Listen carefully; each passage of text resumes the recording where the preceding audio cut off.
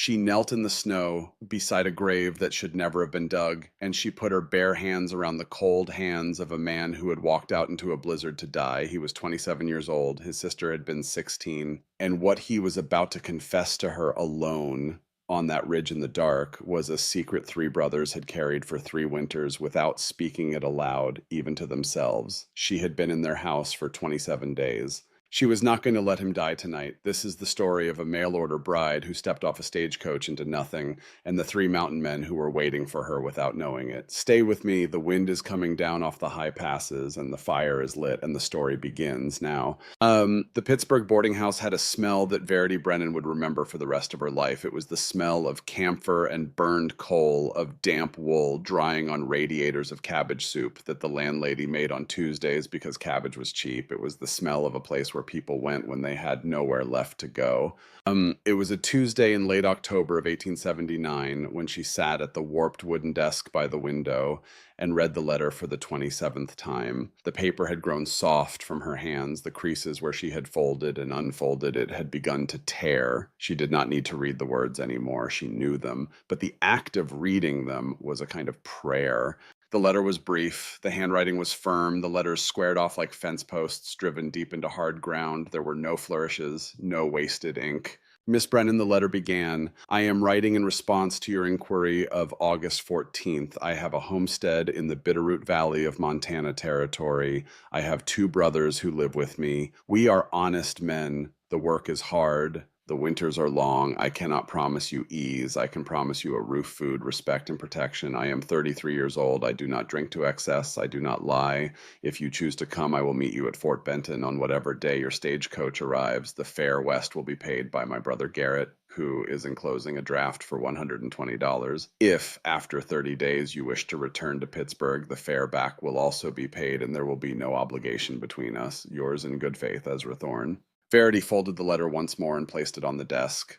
Her fingers trembled slightly. She did not look at the small carpet bag in the corner of the room. She did not look at the empty hook on the wall where her mother's good winter coat had hung until last Saturday when she had sold it to a pawnbroker on Liberty Avenue for $4.70. She looked at the cameo brooch in her left hand instead. It was the size of a robin's egg.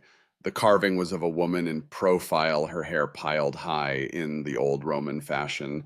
The setting was rolled gold, slightly tarnished now after 22 years of being touched by her mother's fingers and then by hers. It was the only thing she still owned that her mother had owned, the only thing in this room, in this city, in this country that proved she had ever belonged to anyone. She pinned it to the high lace collar of her traveling dress. She picked up the carpet bag. She walked out of the boarding house and down the wooden stairs and into the gray Pittsburgh afternoon, and she did not look back. 3 weeks later, the stagecoach driver pulled the team to a halt on the rutted road outside Fort Benton, Montana Territory, and the door swung open into nothing. That was the only word for it, nothing. Verity stepped down onto the frozen ground and turned slowly in a complete circle, and what she saw was a single low row of plank buildings, a livery stable, a saloon with a lantern burning in the window, even at 4 in the afternoon, and behind all of it, the slow brown ribbon of the Missouri River, and beyond the river, the foothills of mountains so vast and so silent that they seemed less like landscape and more like sleeping animals. A wind came down from those mountains, and it carried snow on its breath. It was the first snow of the year, and it fell in slow drifting flakes that did not yet stick, and the flakes touched her face and melted there, and she felt her cornflower blue eyes begin to sting, and she told herself it was only the cold.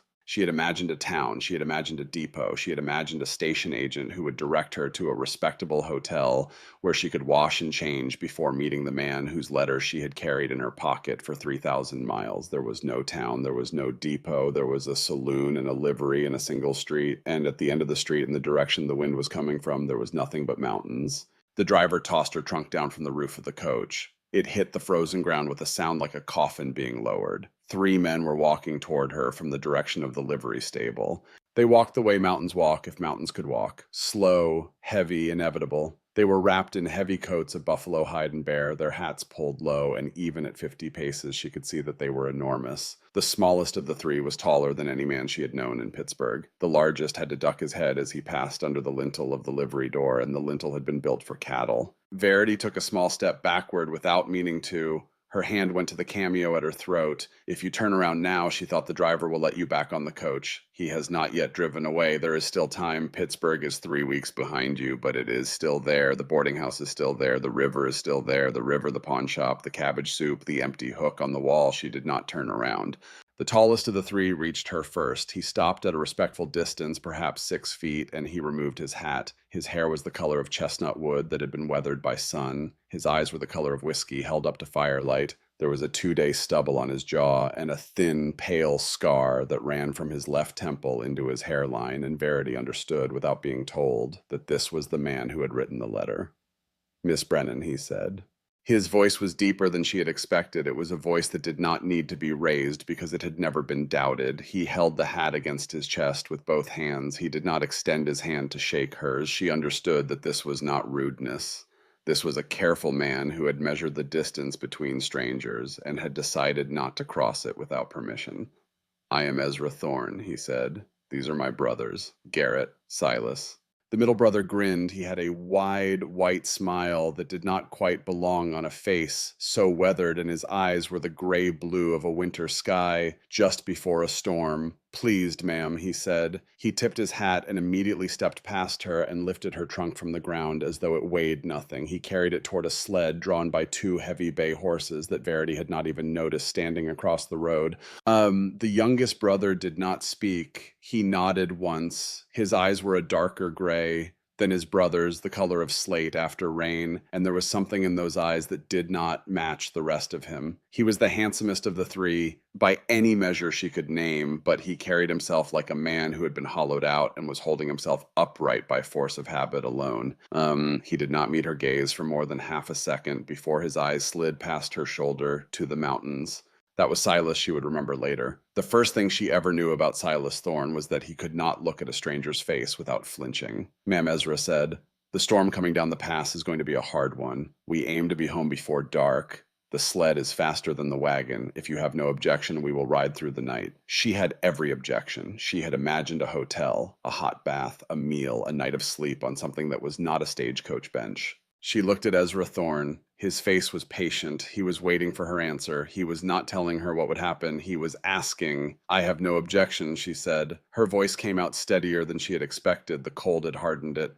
Ezra nodded once. He turned and walked to the sled. Garrett had already loaded the trunk and was tucking heavy bear robes into the bench seat. Silas had untied the horses and was standing at the head of the team, murmuring something to them in a low voice that the horses seemed to understand.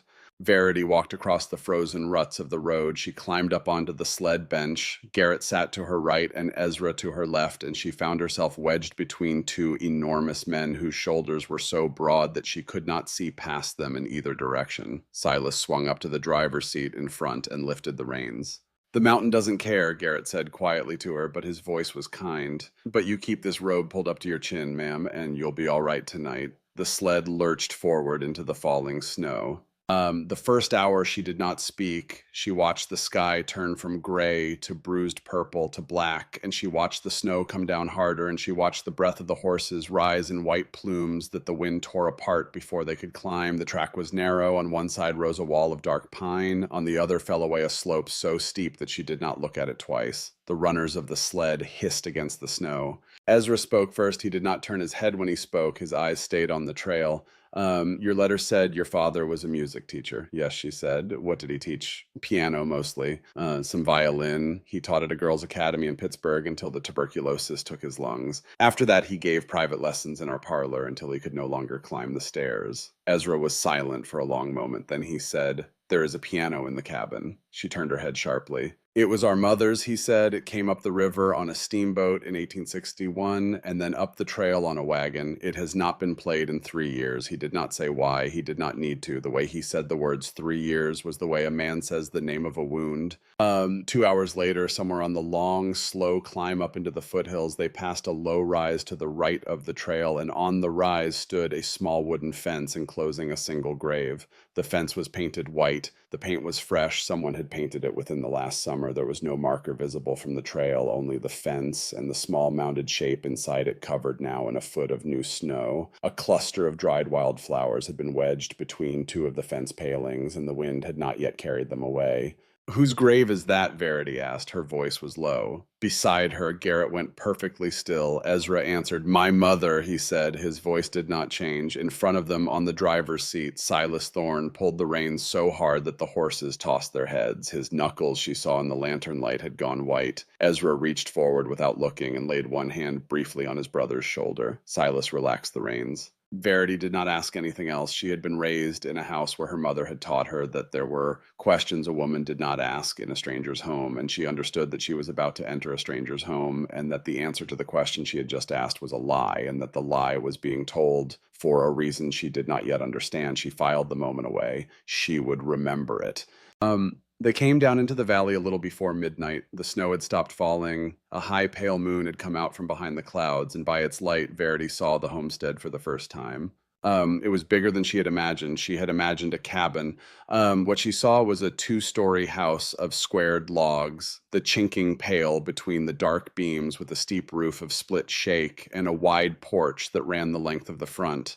To the left stood a heavy timber barn larger than the house itself. To the right stood a smaller building with a chimney of its own, and through the window of that building she could see the faint orange glow of a banked stove, and she would later learn that this was Silas Thorne's wood shop, and that the light burned there even when no man was working in it, because Silas could not bear to come home in the dark to a building that had no light. This was not a homestead. This was a kingdom in miniature, raised log by log out of a wilderness that had no use for kingdoms. Ezra helped her down. Garrett carried the trunk inside. Silas led the horses to the barn. She crossed the threshold of the house, and she stopped just inside the door. The room was warm. A fire had been banked in the great stone hearth. The light was the color of honey. The floor was scrubbed pine. There was a long oak table with 8 chairs around it, though she would later notice that the chair at the south end had a cushion that no one ever moved and a place setting that no one ever used. There was a rocking chair by the hearth. There were shelves of books. There was a Pennsylvania long rifle hung on pegs above the mantel. There was a Bible on a small table near the window, and the Bible was open, which meant someone read from it. And there in the corner against the north wall, beneath a window that looked out across the moonlit pasture toward the mountains, stood the piano. Square chickering rosewood, the kind built before the war. A white linen cloth had been laid over it. The cloth was fresh and clean. Someone changed it. Someone every week or every month or once a season took down the old cloth and put up a new one, because to leave a dirty cloth on the dead piano of a dead mother was a thing this house would not allow. Verity stood very still. She did not know yet that she was crying. She took off her glove. She walked across the room. She lifted the corner of the linen cloth just an inch and looked at the wood beneath. The rosewood was perfect, polished, loved. Then she lowered the cloth back into place and turned to face him. "Mr. Thorne," she said. Her voice was very quiet. "I would like to see the room you have prepared for me. I have been on a stagecoach for 3 weeks and a sled for 9 hours, and I am not certain how much longer I can stand upright." Something passed across his face. Relief. The smallest possible smile gone before it had finished. He nodded. "Up the stairs, ma'am. First door on the right." She climbed the stairs. The room was small and clean, a 4-poster bed with a feather mattress, a washstand, a chair, a window that looked east toward the mountains. There was a quilt on the bed, blue and white sewn in the wedding ring pattern, and Verity understood without being told that this quilt had also belonged to a woman who was no longer in this house. She heard a knock on the door. It was soft, a single knock. "Yes," she said. The door did not open. Ezra Thorne spoke through it from the hallway. "Miss Brennan, there is a thing I should have said at the door and did not. I will sleep in the barn from tonight until you tell me otherwise. There is no obligation upon you of any kind that you do not wish to take on.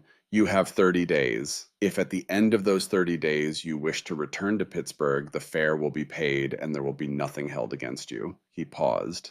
"I owe you one more honest thing. I did not bring you here for the reason most men bring a wife. I brought you here because my brother Silas is dying. He is not dying of any sickness a doctor could name. He is dying because 3 years ago something happened in this house that broke him, and I have watched him break a little further every winter since, and I could not watch him break through another. I thought the presence of a kind woman in this house, a good woman, might give him a reason to come back to himself. That was my reason. It was a selfish reason, and I am ashamed of it, and I owe you the truth of it tonight before you sleep under our roof." "I will not lie to you again," he said. "Good night, Miss Brennan." His footsteps went down the hall. The front door of the house opened and closed. He was going out to the barn to sleep, as he had said he would. Verity sat on the edge of the bed for a long time. A man who could have lied about why he had brought her here had chosen, in his first hour with her, to tell her the truth. She lay down on the feather mattress without undressing. She pulled the wedding ring quilt up to her chin. Through the window above the bed, she could see a single bright planet hanging over the dark shoulder of a mountain. She did not know yet that something had been buried behind this house 3 years ago, and that when she learned what it was, every wall in this house would shift on its foundations, and that she herself, Verity Brennan of Pittsburgh, 22 years old and 2 days from being a pauper, would become the small, steady fire that the Thorne brothers would finally slowly learn to warm their hands at. She slept. The morning came in gray. Verity opened her eyes to find the room cold, but not freezing. She rose, washed her face in water that had gone tepid in the basin, dressed in the second of her 2 traveling dresses, and went down the stairs. Garrett was at the stove. He had a flour sack apron tied around his waist over his trousers. The apron was incongruous on a man his size. He looked up as she came down, and his grin was wide and unforced. "Morning, ma'am. You came down at the right hour. 5 more minutes, and Silas would have eaten your share, and I tell you straight, you do not want to fight Silas for his sorghum." Across the room at the long oak table, Silas Thorne raised one eyebrow without looking up from the cup of coffee he was wrapped around. He did not smile, but the corner of his mouth twitched, and Verity understood with a small, soft surprise that this was a brother joke, that these men loved each other. "Where's your brother Ezra?" she asked. "Out at the south fence. He took the team at first light. He will be back by 9. Garrett brought her a cake of fried cornmeal as broad as her hand. He poured molasses over it from a stoneware crock. "Miss Brennan," he said, settling himself across from her with his own plate, "I am going to say a thing to you, and then I am going to leave you in peace. My brother told you last night what we brought you here for. He told you because Ezra cannot lie, but what he told you was only half the truth." Verity set down her fork. The other half is that Ezra has not slept through a winter night in 3 years. Every February, when the wind comes off the high passes and finds the cracks in this house, he gets up, he walks the rooms, he stands at the window of the room you slept in last night, which used to be our sister's room, and he looks at the mountain. I have asked him what he is looking for. He will not tell me. I think he is looking for a thing he failed to do. Garrett took a long pull of his coffee. He thought maybe a wife would help Silas. I think he was wrong about that. I think he was looking at the wrong brother. I think he was the one who needed somebody to come into this house. He just could not say it because saying it felt like betraying the dead. He stood up, he carried his plate to the wash basin, he went out the back door toward the barn, and he left her alone at the table with a cake of fried cornmeal and the truth. Verity Brennan, 22 years old, sat at the table of strangers and ate her breakfast slowly and thought about what she had been told.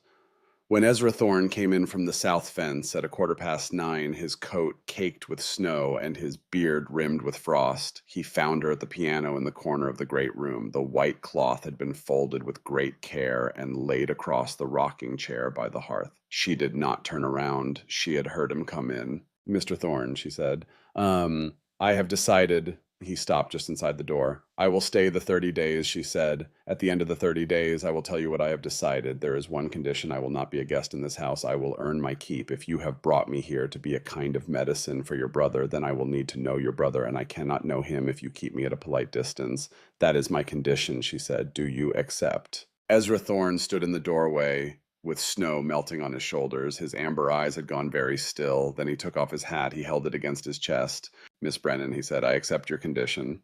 I will go further. I will tell you that in the 3 years since my sister Lenora died, no one has opened that piano. No one has folded that cloth. No one has spoken her name at this table without flinching. You walked into this house 9 hours ago. You have been awake for 1 hour. And you have already done a thing none of us could do."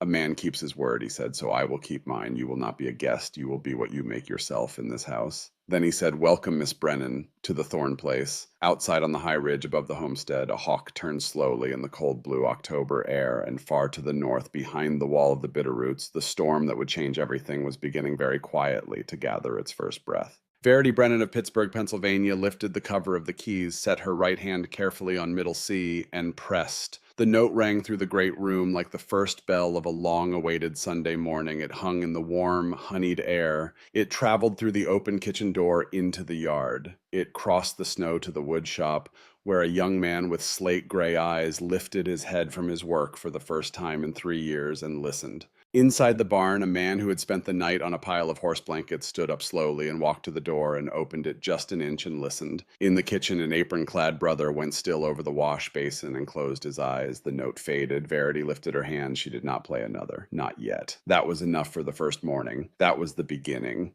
The first weeks of November settled over the Bitterroot Valley with the slow inevitability of a rising tide. Verity learned the small, particular silences of the Thorne house, the way the floorboards in the upstairs hall creaked under Ezra's weight at 4 a.m. when he rose to start the kitchen fire, the way Garrett hummed under his breath when he kneaded biscuit dough, the way Silas could move from the wood shop to the back porch without any sound at all, as though he had been raised by deer. Garrett showed her the milking. The cow was a broad red roan named Bessie. "You do not pull, ma'am," he said. "You squeeze from the top down." By the end of the first week, she was bringing in a half pail before the sun had cleared the eastern ridge. Ezra showed her the horses. There were 4 of them in the barn.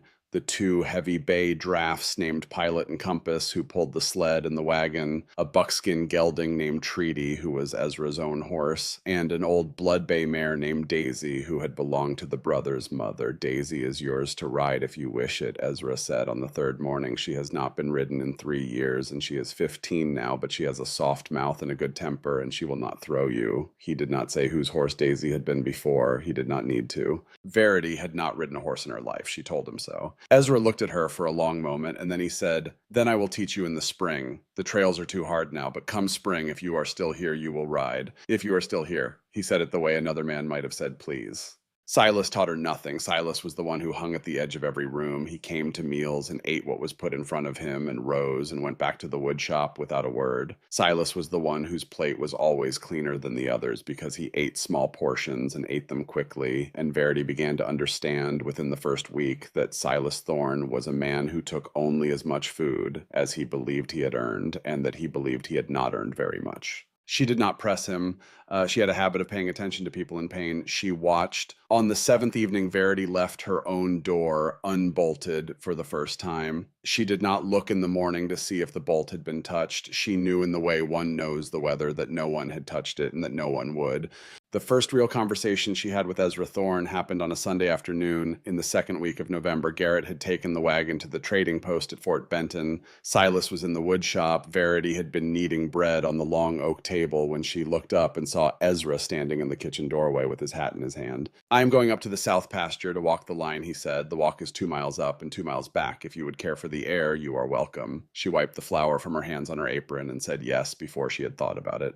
They walked along a track that ran south from the house between 2 split rail fences that had silvered with weather. For the first half mile, neither of them spoke. Ezra walked at her left shoulder, his stride shortened to match hers, his hands clasped behind his back in a posture she would later realize he had learned in the army. "Mr. Thorne," she said at last. "May I ask you a question?" "You may ask," he said. "Where did you serve?" He did not stop walking. The rhythm of his stride did not change, but the sweep of his eyes paused for one full beat at the tree line before it resumed.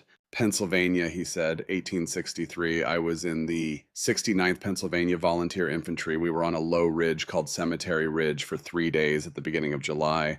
On the afternoon of the 3rd day, 15,000 men came across an open field at us. There was a low stone wall in front of us that was not as tall as your knee. The wall was where the line broke for a few minutes. I was at the wall. You were 16, she said. She had done the arithmetic. I was 15, he said. I had given a different age at enlistment. The scar at your temple, she said. Was that the wall? It was the wall, he said. The butt of a rifle swung sideways. The man who swung it did not survive the afternoon. I did. I have not in the 16 years since found a satisfactory reason for that, and I have stopped looking for one. There is another scar across my back, ma'am, from a bayonet I did not see coming, but that one I do not speak of even to my brothers. He glanced at her then for the first time since they had started walking. His amber eyes were steady. I tell you this, Miss Brennan, because you asked and because you are owed honest answers in this house. I do not speak of it often. I would prefer it not be spoken of at the table. I will not speak of it, she said. Thank you. They walked another quarter mile in silence. The trail bent west around a stand of aspens whose leaves had gone gold and fallen and lay in drifts ankle deep on the path. Ezra stooped without breaking stride and picked up a single perfect aspen leaf and handed it to her. He did not say anything when he did it. He simply gave her the leaf and walked on. She put the leaf in the pocket of her coat. She would press it that evening between the pages of the Bible by the front window, and it would still be there 40 years later when her great-granddaughter found it while looking for the family record of births and deaths. "Mr. Thorne," she said, "the grave on the ridge, the one we passed in the sled, that is not your mother." Ezra Thorne stopped walking. For a long moment he stood with his back to her, looking up the line of the fence toward the dark line of the pines. Then he turned, he looked at her. "No," he said quietly, "it is not. I will not ask who," she said. "I only wanted to know that you would not lie to me a second time." "I will not," he said. "When the time comes that you are owed that name, you will hear it, not before." I am sorry, Miss Brennan. The lie was the first night. It was a thing I have told strangers for 3 years, and it came out of my mouth before I thought. You are not a stranger. I should not have said it. I am a stranger," she said gently. "I have been here 12 days. He looked at her with something very close to a smile. "You are a stranger who folded the cloth on my mother's piano in the first hour. You are not the kind of stranger I meant." They turned at the leaning rail of the south fence. Halfway down the long slope toward the house, Verity spoke again. "Mr. Thorne, why do you call me Miss Brennan?" He glanced at her sidelong. "It is the proper form," he said. "You wrote in your letter that you would be honest with me. I am asking honestly." He considered it as he walked. He considered it for nearly 100 yards, because he said at last, "Calling you anything else would be a thing I have not yet earned. I will not assume." "Then call me Verity," she said, "when we are alone. Miss Brennan in front of the brothers, if you prefer. But when we are alone, I would like to be called by my name. I have not heard my own name spoken aloud by another person in 2 months." Ezra Thorne walked another 20 paces before he answered. "Verity," he said, that was all. He said her name once, the way a man tests the temperature of water with one finger before he steps in. And then they walked the rest of the way down to the house in a silence that was, for the first time, the kind of silence two people share rather than the kind two people endure. The piano became hers in slow degrees. In the second week, she began to play short hymns in the late afternoons. Her father had taught her the old, simple Methodist tunes. The first time Garrett came in from the woodpile and heard her playing, he stopped on the back step and stood there with an armload of split cedar for a full 3 minutes before he came inside. In the third week, she began to play in the evenings after the supper dishes had been cleared. The first evening, she played Silas Thorne, who had been about to rise from the table and return to the woodshop, sat back down. He did not look at her. He did not speak. He sat with his hands wrapped around his coffee cup, and he listened to her play 3 hymns and a slow Stephen Foster ballad that her father had loved, and then he rose without a word and went out the back door.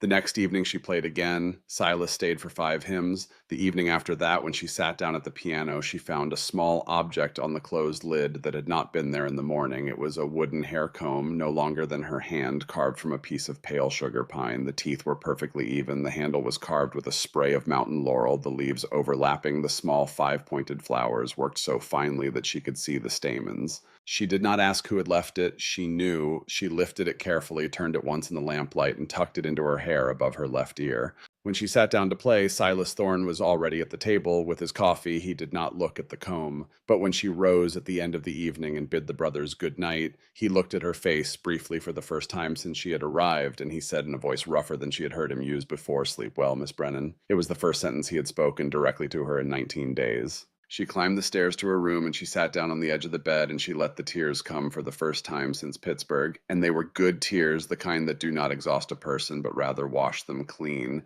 Ezra began to sleep in the house the following evening. He did not announce it. He simply did not go out to the barn after supper. He banked the fire in the hearth, took down a heavy bedroll from a shelf in the back hallway, and laid it on the long bench by the kitchen stove. The first time he called her by her name in front of the brothers was the morning of the 23rd day. "Verity, the snow on the north slope has turned to ice. I would not walk to the smokehouse this morning without taking the long way around." Garrett at the stove did not turn his head, but he smiled into the oatmeal pot. Silas at the table lifted his eyes from his coffee for 1/4 of a second and looked across at his elder brother with an expression Verity could not read, and then he looked down again. 3 men had heard a name spoken at this table that had not been spoken at this table in 3 years, and the room had survived it, and the world had not ended, and the empty chair at the south end of the table had not, after all, fallen through the floor. That afternoon, the wind shifted to the northwest, and Mrs. Cora Whitfield came down the trail from the next homestead 3 miles up the valley with a basket of cider apples.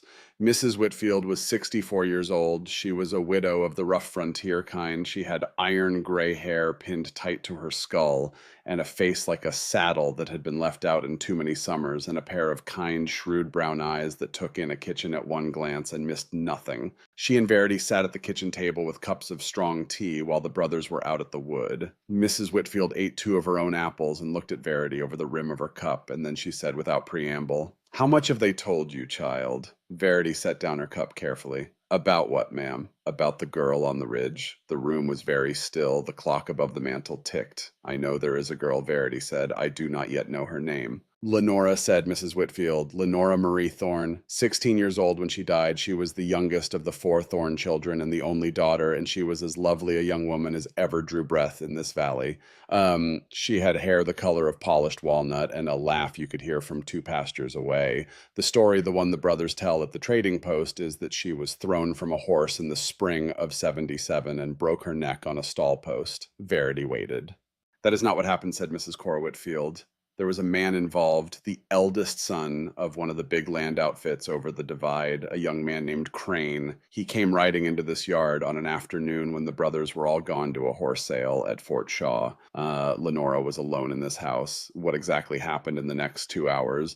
No one living knows for certain, except that Silas Thorne came back early because his horse had thrown a shoe, and that he found his sister dead in the stall of the barn, and that he beat the Crane boy half to death with the handle of a hay rake before Garrett rode in and pulled him off. The Crane boy lived. He has a limp and a scar across his face, and he does not come into this country anymore. His father, however, is a man named Bartholomew Crane, and Bartholomew Crane is a man who does not let go of a thing." Mrs. Whitfield set down her cup. "There was a trial for what Silas did to the Crane boy. The Thornes won it. They won it because old Mr. Tully, who was the shepherd on the upper allotment, had seen the Crane boy ride into the yard alone, and his testimony settled the matter. But the Thornes spent everything they had to win that trial. They came out of it free men with a homestead mortgaged to the second log."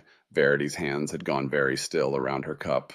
"The mortgage," she said, "held by the Helena Bank." Or it was held by the Helena Bank. There has been talk in the past month that someone has been buying old paper out of that bank. I do not know for certain who is doing the buying, child, but I have lived in this country for 30 years, and I know the smell of a man like Bartholomew Crane when he begins to circle. "Why are you telling me this, ma'am?" Verity said. Mrs. Cora Whitfield reached across the table and laid her weathered hand over Verity's young one. "Because she said you have been in that house for 24 days, and I came down here today to bring apples and look at you, and I have looked at you, and you have the steady eyes of a woman who is going to stay. The Thornes are good men. They are the best men in this valley, but they are going to need you, child, in ways they do not yet know. Silas Thorne is not dying of his sister. Silas Thorne is dying of being the one who came home and saw it. The cure for that is being seen by someone who is not afraid of the seeing. Do you understand me?" "Yes, ma'am," said Verity. "I think I do." Mrs. Whitfield kissed Verity once on the forehead the way a grandmother kisses a girl she has decided to claim, and she went out the kitchen door and back up the trail toward her own homestead. Verity sat alone in the kitchen for a long time. She rose, she walked to the great room, she lifted the cover from the keys of the piano, she sat down on the bench. She did not play a hymn. She played instead a small, simple lullaby in C major, the one her father had taught her when she was 4. She played it slowly. She played it twice. When she lifted her hands from the keys, she heard a sound behind her that she had never heard in this house before. It was the sound of a man weeping. She did not turn around. She did not look. She kept her hands in her lap and her eyes on the keys, and she listened as Silas Thorne, who had come in from the wood shop at some point in the second verse and stood in the doorway, wept quietly into his sleeve at the threshold of the room. He did not come further in. He did not speak. After a long time, the sound stopped, and she heard the door close softly, and she heard his bootsteps cross the porch and go back across the yard to the wood shop.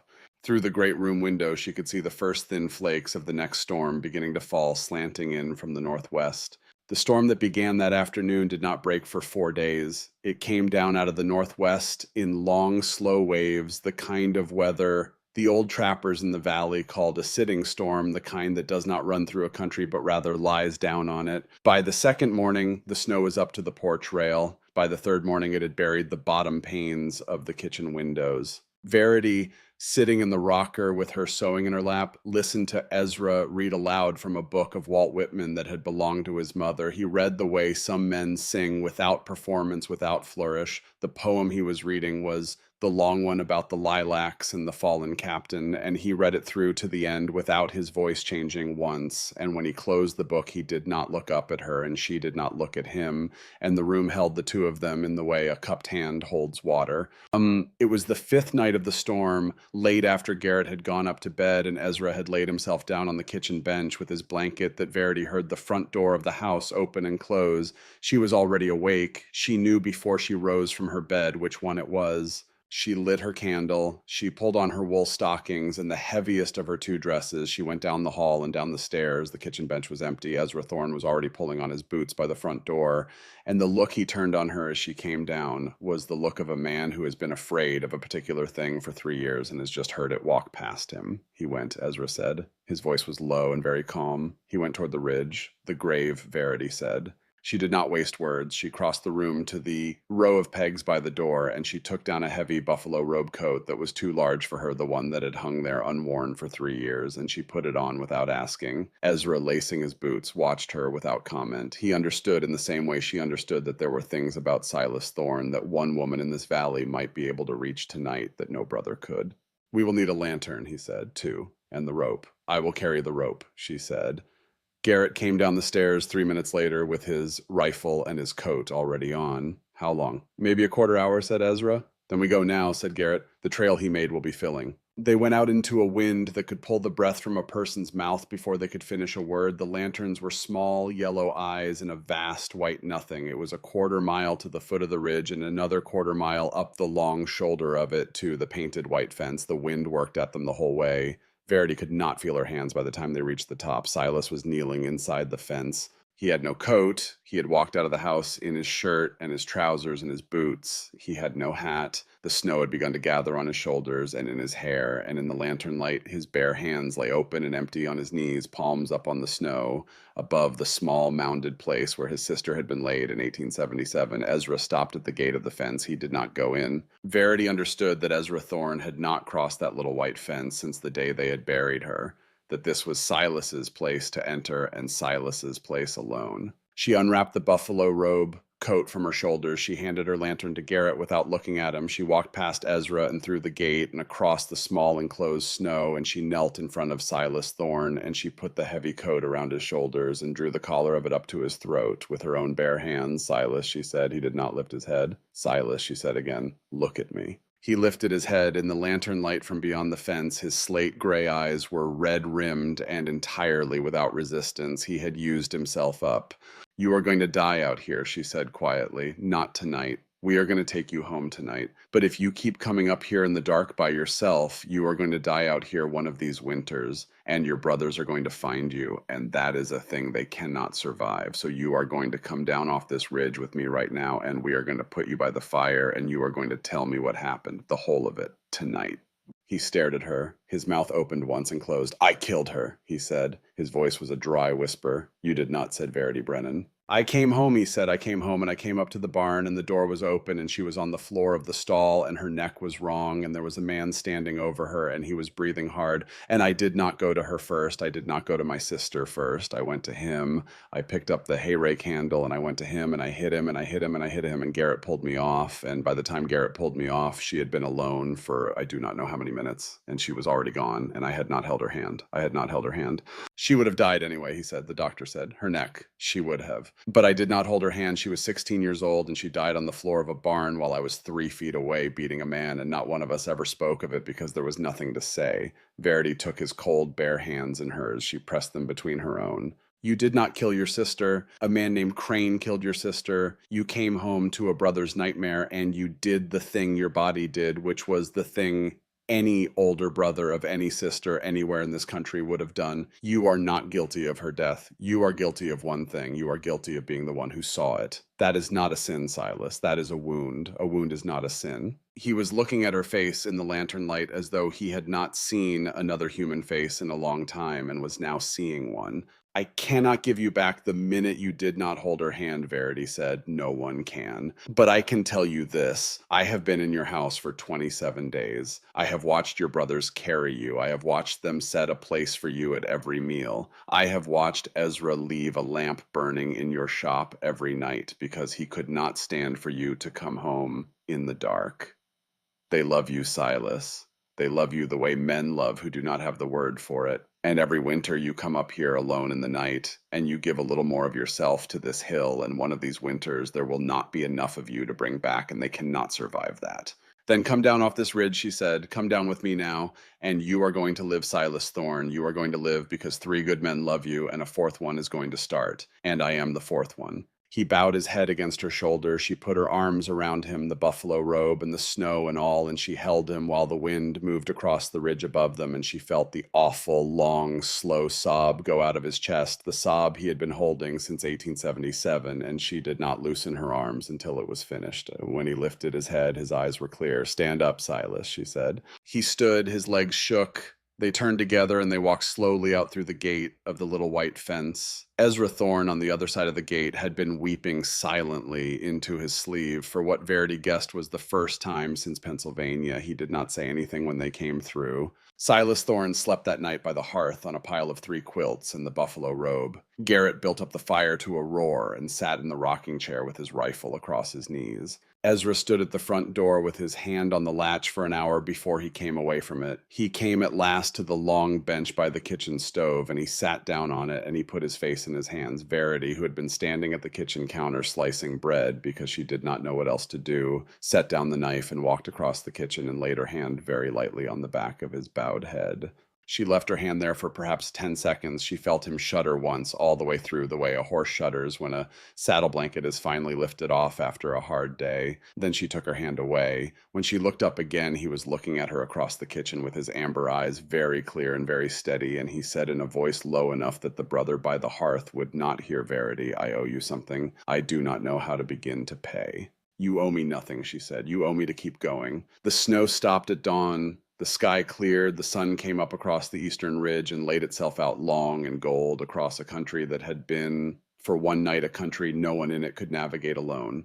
In the days that followed, the house was different. Silas began to come to the table and stay through the meal. He began to take a second helping. Once on the morning of the 3rd day after the ridge, he asked Garrett to pass the molasses, and the request was so ordinary that Garrett's hand jerked when he reached for the crock, and the crock landed on its side, and the brothers all 3 burst out laughing. That afternoon, Ezra Thorne moved Lenora's chair. He simply lifted the chair from the south end of the table where it had been set since the day of the funeral, carried it across the great room, and placed it carefully against the wall beside the piano where it would catch the late afternoon light through the south window. He did not throw it out. He moved it 12 feet to a place where it could be seen and remembered, and where the table itself could finally close its long, open wound. When he turned around, Verity was watching him from the kitchen doorway with a dishcloth in her hand. I should have done that 2 years ago, he said. You did it today, she said. He looked at her for a long moment. Then he nodded once, and he went out to the barn, and Verity heard him split kindling for 40 minutes in the cold yellow afternoon, the steady ringing sound of a single axe in a single rhythm. The first week of January, Ezra Thorne began to mend the small things. He started with the north window of the great room, the one that had whistled in every storm for as long as Verity had been in the house. He warmed a small lump of beeswax and pine tar in a tin cup over the stove until it was soft, and he worked the seal into the gap of the frame with his thumb slowly, the way a man kneads the haunches of a horse he is gentling. The whistling stopped. The room went quiet in a new way, the way a room goes quiet when a small old pain has been listened to and answered. The next morning, he knelt beside the long oak table where the family had been eating in silence for 5 years, and he turned the table on its side, and he examined the south leg, the one that had been a half-inch short since the spring of '74, when his father had set the table down too hard on a flagstone. The leg had wobbled at every meal of every day for 5.5 years, and the family had grown so accustomed to it that they no longer felt it. Ezra pulled a scrap of seasoned pine from his pocket. He took out his skinning knife. He sat cross-legged on the great room floor and shaved the wood in slow, precise strokes, the long curls falling like blonde hair onto the boards. And he tested the wedge against the leg and shaved it again and tested it again. And on the third try, he tapped the wedge home with the heel of his hand, and he set the table back upright, and he pressed both palms down on the surface, and the table did not move. Verity was watching from the kitchen doorway with a flour cloth in her hands. She had not moved in 15 minutes. She understood in that 15 minutes that Ezra Thorne was not mending a window or a table. He was mending the small forgotten wounds of a house that had been holding its breath for 3 winters. He was telling each piece of the building one at a time that it was permitted now to relax. That evening when Ezra came in from the barn for supper, Verity met him at the door with a clean towel for his hands. He took it without a word. He looked down at her, and the amber of his eyes in the lamplight held a thing she had not yet seen there, a thing very close to peace. "You have done enough, Ezra," she said quietly, his hand stilled on the towel. What I mean," she said, "is that you do not owe me one more nail. You do not owe this house one more thing. You have given enough. If I am still here at the end of the 30 days, it will not be because you have earned me by mending. It will be because I have decided the mending is for you, not for me." He stood with the towel in his hands for a long moment. Then he said very low, "A man keeps his word, Verity, and the word I gave this house is older than 30 days. I will keep mending while there is light to mend by. You are not the reason. You are only the fact of it." He walked past her into the kitchen, and Verity stood at the door alone for a moment, and she pressed her hand against the door frame where his shoulder had passed, and she felt her breath come strangely short, and she thought in the way a woman thinks who has begun to understand a thing without yet allowing herself the word for it. "He has not been mending the house at all. He has been building me a place to stay." The wolves came on the last night of January. It was a hard winter for them. The deer had moved low into the river bottoms early, and the snow on the high meadows had crusted over so that the elk could not paw through to the grass beneath. And a pack of 7 gray wolves that had hunted the upper Bitterroot all autumn had begun by the 3rd week of January to drift down toward the smell of cattle and horses. The Thorns had heard them on 3 nights calling along the ridge above the homestead, the long, thin howl that mountain men know is not a song, but a counting the wolves checking their numbers in the dark. On the night of the 31st, the pack came down to the barn. Ezra heard them first. He had been sleeping on the kitchen bench as he had slept for 2 months, and he sat up at the same instant the first horse screamed. Garrett was already on the stairs by the time Ezra had pulled on his boots. Silas came up from the great room with the Pennsylvania long rifle already in his hands. Verity, on the upstairs landing in her nightdress and shawl, asked one question, which was, "How many?" "7," said Ezra. "Stay in the house. Bolt the door behind us. There is a second rifle by the hearth and a powder flask on the mantel. If anything that is not us comes onto that porch, you do not open the door for any reason." She did not argue. She bolted the door behind them. She took the second rifle from above the hearth, and she sat in the rocking chair facing the door, and she kept the rifle across her knees, and she listened. What she heard for the next 30 minutes was the worst sound she had ever heard, the shrieking of horses, the wet, snarling roar of wolves. 3 rifle shots, then 4, then a long pause, then 2 more. Garrett shouting something she could not make out. Once, terribly, the high, sharp sound of a man crying out in pain, and she did not know which brother it was, and she stood up from the rocker with the rifle in her hands, and she made herself sit back down, because Ezra had said, "Stay in the house," and she had told herself the night she had come down off the ridge with Silas that she would never again be a woman who only watched. The shooting stopped, the snarling stopped, a long moment of silence, then bootsteps on the porch, Garrett's voice low and urgent calling her name. She unbolted the door. They had Silas between them. He could walk, but barely. There was a long, deep tear down the outside of his left calf where a wolf had taken him in the second pass through the barn, and the blood had soaked his trouser leg from the knee to the boot. His face was white. Garrett's coat was torn at the shoulder, but the skin under it was unbroken. Ezra had a bruise rising along his jaw where the butt of his own rifle had kicked him when he had fired one-handed at a wolf already on top of his brother. "6 are dead in the yard," Garrett said. "The 7th ran. He will not come back." Verity did not waste a second. "Get him to the table," she said. "Garrett the lamp, Ezra the kettle. I will need the whiskey from the high shelf and the sewing box from beside the rocker. Now." She had never stitched a wound before. She had stitched torn quilts and frayed cuffs. The principle was the same. She washed the wound with whiskey while Silas gripped the edge of the table so hard the oak creaked under his hands. She threaded the finest needle she had with strong waxed linen thread. She pulled the edges of the tear together and she set the first stitch. It took her a quarter hour. Silas did not cry out once. Garrett held the lamp. Ezra stood at his brother's head with one hand flat on his brother's chest, and he murmured something Verity could not hear, the way a man murmurs to a horse in a thunderstorm. When she tied off the last stitch and bandaged the leg with strips of clean linen, she sat back on her heels and her hands began to shake for the first time, and Ezra reached down without a word and took both of her hands in his and held them until they were still. She has saved him, Garrett said quietly to no one. Twice now.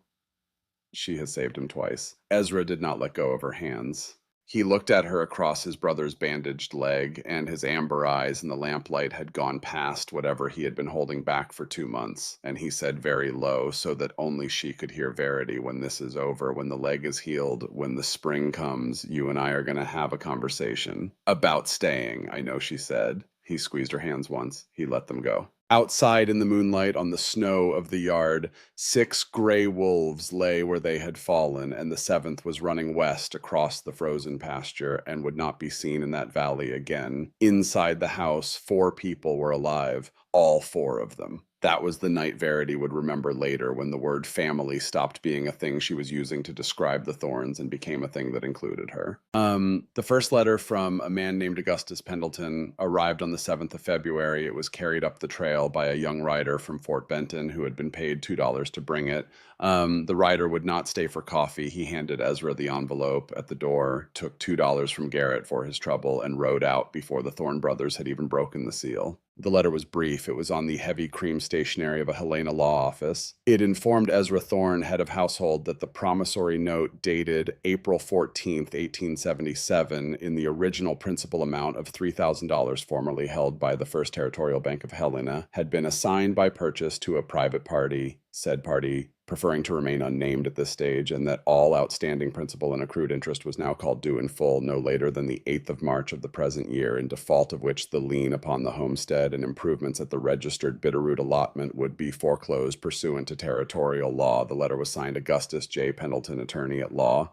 Garrett read it after Ezra. Silas read it after Garrett. Verity, standing at the kitchen table with her hands flat on the oak, read it last. $3,000, she said quietly. $3,000, said Ezra. By the 8th of March, said Garrett. That is a fortnight short of a month. Verity looked from face to face. She saw Ezra's jaw set. She saw Garrett for the first time since she had known him, with no smile in him at all. She saw Silas, who had sat back down at the table, lift his eyes and say in a voice that was no longer the whisper of a broken man, but something altogether new, "We are going to lose the place. We are not," said Verity. All 3 brothers turned to look at her.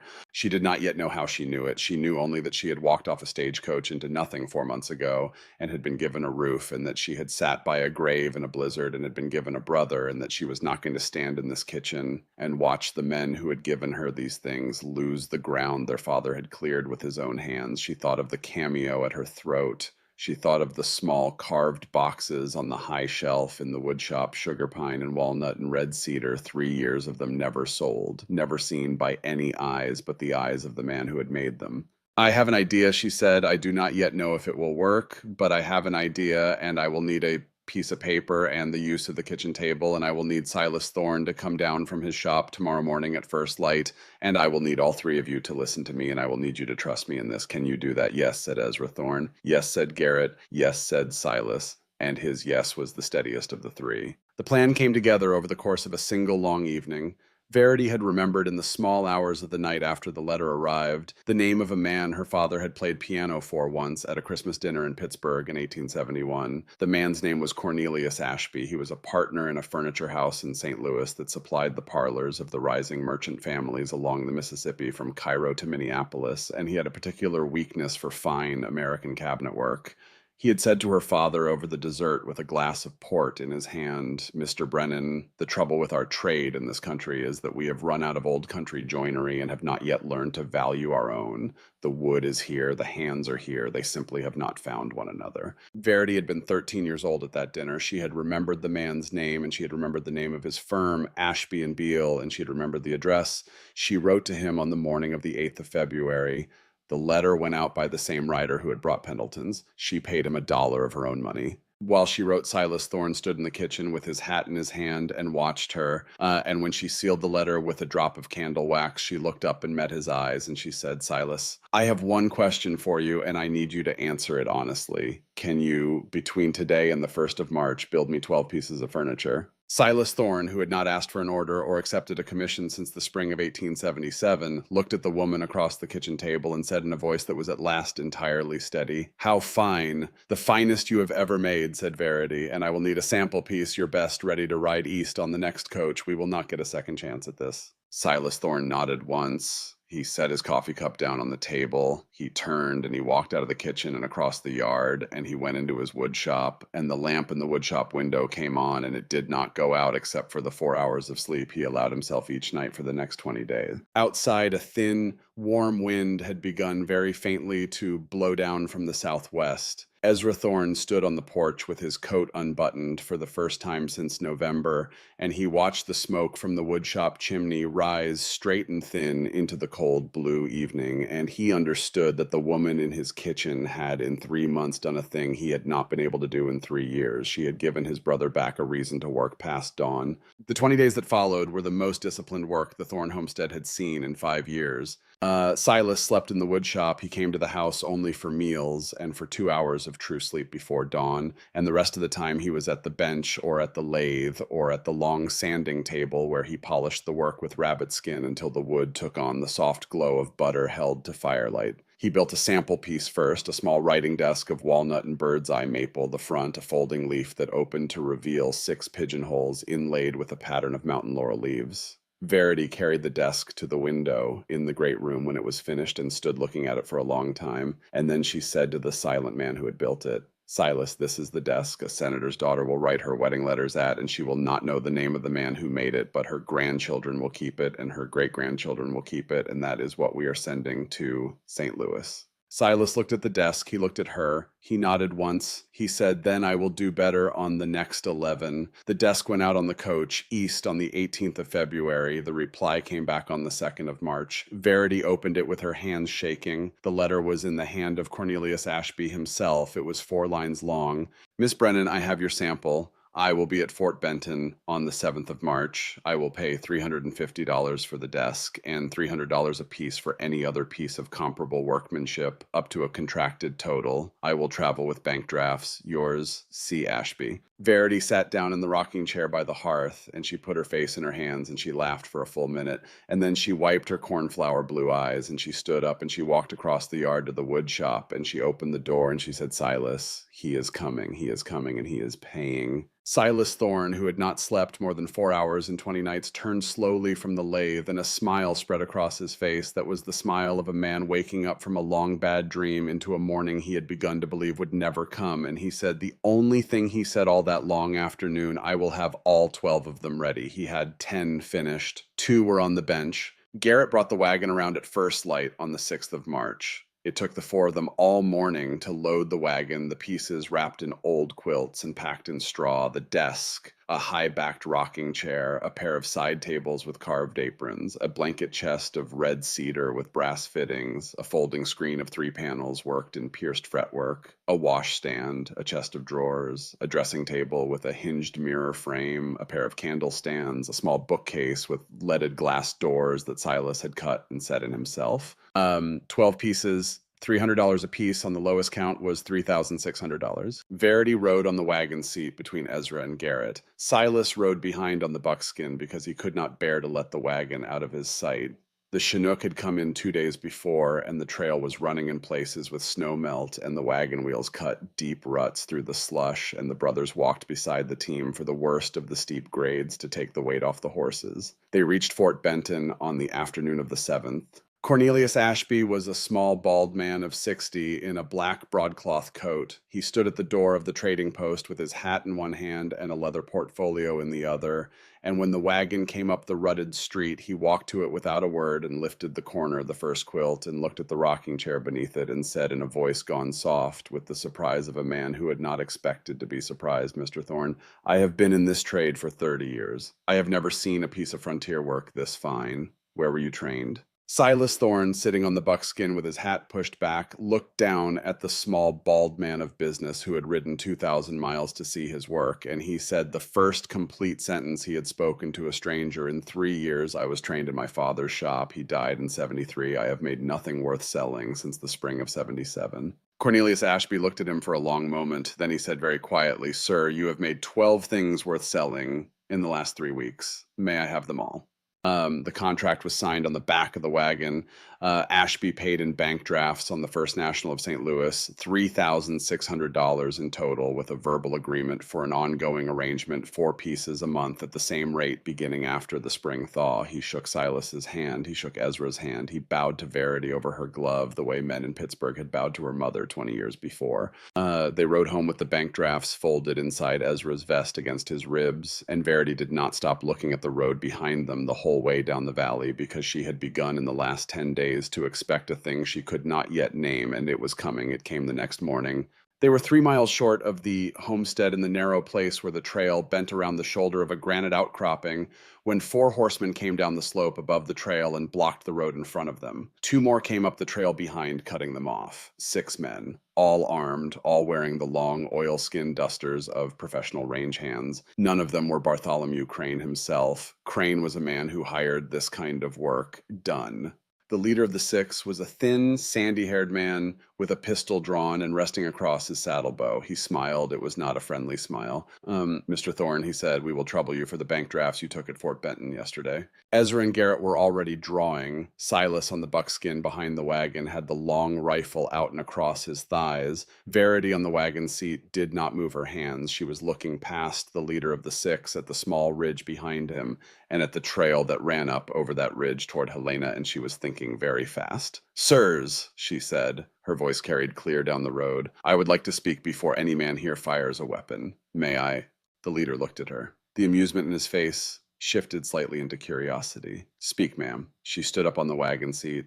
She did not raise the cameo at her throat. She did not raise her voice. "You have come up here," she said, "on the orders of a man named Bartholomew Crane. I do not need you to confirm that. I will tell you what I know, and you will measure it against what your employer has told you. 3 days ago, I sent a letter, and yesterday at Fort Benton, I received the reply from Mr. Henry Caldwell, the senior examiner of the Helena banking circuit. Mr. Caldwell has been investigating Mr. Crane's purchases of distressed paper for the past 9 months. There is a federal warrant being prepared at this hour in the territorial courthouse. Mr. Crane's own lawyer, Mr. Augustus Pendleton, gave a sworn statement on the 2nd of this month in exchange for immunity. By the time you ride back over that ridge with our money, Mr. Crane will be in custody, and any man who took money from him this week will be standing before a federal judge by the end of the month." She paused. "I am not threatening you, gentlemen," she said. "I am telling you the way the wind is blowing. Mr. Crane cannot pay you what he promised you. He cannot pay anyone. The First Territorial Bank has frozen his accounts as of the close of business yesterday. If you ride home now, you ride home as range hands who took a hard winter job and walked away when the man who hired you turned out to be a fraud. If you fire on this wagon, you ride home as outlaws, and you do not ride home for very long." The trail was very quiet. Somewhere up in the pines, a Steller's jay called once. The leader of the 6 men sat his horse and looked at Verity Brennan for a long count of perhaps 15 seconds. Then he glanced at the man to his left, and the man to his left glanced at the man behind him, and Verity saw the calculation move through them like wind through grass, and the leader laughed once short and tired, and he holstered his pistol. "Boys," he said, "we are going home." He looked back at Verity. "Ma'am, you are either telling the truth or you are the coolest liar I have met in 20 years on this side of the divide. Either way, I am not getting paid enough today to find out which." He touched the brim of his hat to her. He turned his horse. He rode his men back up over the ridge the way they had come. The dust hung in the trail for a long time after they were gone. Garrett let out his breath. He lowered his rifle. He turned slowly on the wagon seat and looked at Verity. "Cornflower blue eyes," he said. "Cornflower blue eyes and a will of iron. Ma'am, was any of that true?" "Most of it," said Verity. "Mr. Caldwell is a real examiner. I wrote him in February. He wrote back that there was an inquiry, but that nothing had yet been filed. I extrapolated." "Extrapolated," said Garrett. "Aggressively," said Verity. Silas Thorne, behind the wagon, began to laugh. It was a low, rusty sound at first, the sound of a hinge that had not been moved in a long time. Then it became a real laugh, the kind that doubles a man over in his saddle, and Garrett caught it, and Ezra caught it, and the three Thorne brothers sat their horses and their wagon seat in the middle of the trail above the Bitterroot Valley and laughed until the buckskin tossed his head in protest, and Verity sat between them and laughed with them, and her hands only now began to shake.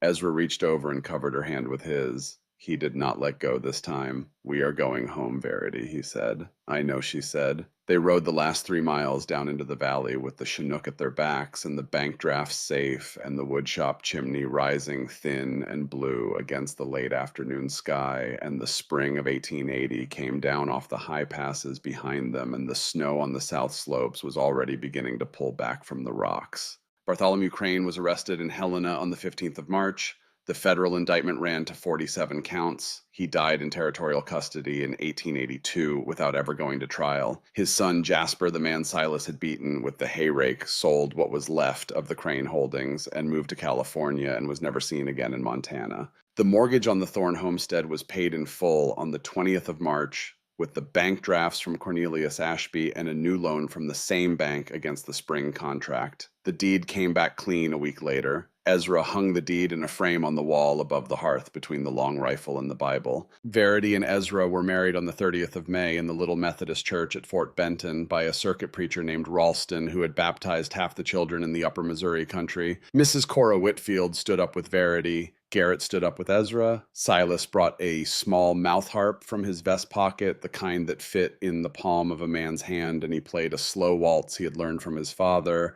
And the wedding party danced once around the dirt yard in front of the church, and Cornelius Ashby, who had ridden 2 days from Helena to attend, gave the bride away. Verity wore a simple white dress she had sewn herself. She wore her mother's cameo brooch at the high collar. Ezra placed a thin gold band on her finger. He had bought it at the same trading post where he had picked her up off the Stagecoach 7 months before. He looked down into her cornflower blue eyes, the eyes that had read his letter 27 times in a Pittsburgh boarding house, and he said the vow the preacher gave him, and then he said, "For the part of the vow that was his own, you came off a Stagecoach into nothing, Verity Brennan. I do not know how you turned that into something, but I will spend the rest of my life trying to be worthy of the morning you walked in." She did not answer in front of the preacher. She kissed him. That afternoon, they rode back up to the homestead, the four of them, and the door of the cabin closed behind them, and outside the porch, the spring rain began to fall, and the next morning, the country was green for the first time in 7 months. The first daughter was born on the 5th of February, 1881. They named her Lenora Marie after the sister who had not lived to be 20. Ezra cried when he held her. He told Verity later, cried at his own sister's grave. He had not been able to. The dam had broken 3 years late in the warm kitchen of his own house, with a daughter the size of a loaf of bread in his arms and a wife in the bed beside him. A boy followed in 1883. They named him Jonas Garrett after Ezra's father and after the brother who had stood up with Ezra at the wedding in Fort Benton. Jonas was a quiet child. He grew up to look exactly like his Uncle Silas. Mary Cora came in 1885, named for Mrs. Whitfield, who would die 3 years later and would be buried beside her husband in a small plot on the next homestead up the valley. William Ezra was born in 1888, the youngest, the wild one, the one who could ride a horse before he could walk. He would go to the agricultural college in Bozeman in 1906 and come home with ideas about irrigation that turned the south pasture into the most productive hay ground in the upper Bitterroot. Garrett married Lily Ashworth, a teacher from Boise, in 1882. They built their own cabin on the north quarter of the Thorne allotment and raised 3 sons, all of them as tall as their father and as quick to laugh. Silas married a young schoolteacher named Abigail Lockwood in 1884. He had courted her by carrying small wooden objects to the schoolhouse every Friday for a year, leaving them on her desk without a note until at last she walked out to the homestead one Saturday afternoon in early summer and stood in the doorway of his wood shop and said, "Silas Thorne, I have 11 of your your boxes, and if you intend to give me a 12th, I would prefer that you bring it to my house yourself and stay for supper. They were married 3 months later. They had two children, a boy and a girl. The girl, who they named Lenora, was born in 1887. Silas held her in his arms the night she was born, and he did not weep. He was past weeping by then. He simply looked at his daughter, and then he looked at his wife, and he said, "We have a Lenora again," and that was all. And Abigail understood, and she put her hand in his. The Ashby and Beale contract ran for 19 years. By 1890, Silas had a workshop in Fort Benton with 3 apprentices, and his pieces were going east on the Northern Pacific to Chicago and New York. By 1900, the cattle herd had grown to 400 head, and the Thorne place was the most prosperous holding in the Bitterroot Valley. The piano was played every evening. Verity taught all four of her children, and then her nieces and nephews, and then in time her grandchildren. The white linen cloth was laid over it only when she was traveling, and even then for never more than 2 weeks at a time. Lenora Marie Thorne's grave on the ridge was visited every spring on the anniversary of her death. The fence was repainted every June. Wild flowers were laid inside the fence by whichever Thorne could climb the ridge that year. Ezra Thorne lived to be 61. He died in his own bed on a clear morning in October of 1907 of a stroke, with Verity holding his hand. His last words were, "You came off a stagecoach into nothing. Thank you for stopping." Verity buried him on the ridge beside Lenora. She lived another 33 years. She died in 1940 at the age of 83 in the same upstairs room she had slept in her first night in the Bitterroot Valley. By that time, the room had a wider window and an electric lamp and a photograph on the wall of 4 generations of Thornes on the front porch of the homestead. And the great-granddaughter who sat with her at the end was the one who would later find the pressed aspen leaf in the family Bible and know exactly what it was. The last clear thing Verity said on the afternoon before she went was addressed to no one in the room, because she was speaking to a man who had been gone for 33 years. "I came home, Ezra. I have been home a long time." She is buried on the ridge next to him and next to the sister whose chair was once kept empty at the south end of a long oak table, and whose name a young woman from Pittsburgh, Pennsylvania, had spoken aloud in a kitchen in November of 1879, and had thereby begun, without knowing it, to bring back to a house that had been waiting for her. The fence is still painted white. The wild flowers are still laid every spring. The piano is still in the great room. And somewhere every winter, the wind still comes down off the high passes and finds the cracks in the old log walls and remembers the names of the people who lived there and moves on.